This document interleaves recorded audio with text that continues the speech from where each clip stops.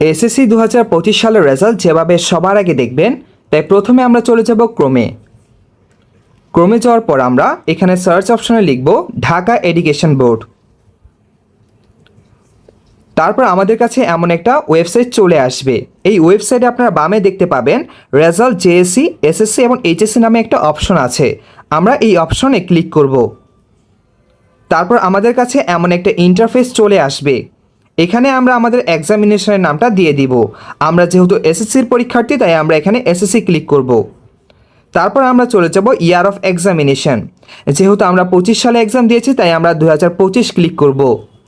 তারপর চলে যাব নেম অফ বোর্ড। আমরা যেই বোর্ডের পরীক্ষার্থী সেই বোর্ডের পরীক্ষার্থী সিলেক্ট করব। যেহেতু আমি ঢাকা বোর্ডে, তাই আমি ঢাকা বোর্ড সিলেক্ট করলাম। তারপর আমরা টাইপ অফ রেজাল্টে চলে যাব। এখানে আমরা ইন্ডিভিজুয়াল সিলেক্ট করব। তারপর আমাদের রোল নাম্বার দিতে হবে। আমি আমার রোল নাম্বারটা দিয়ে দিলাম। তারপর এখানে আমাদের রেজিস্ট্রেশন নাম্বারটা দিতে হবে। তারপর এখানে আমাদের সিকিউরিটি কোডটা দিতে হবে। তারপর এখানে ভিউ রেজাল্ট নামে একটা অপশন আছে, সেখানে ক্লিক করতে হবে। দেখতে পাচ্ছেন এখানে আমাদের রেজাল্টটা চলে আসছে।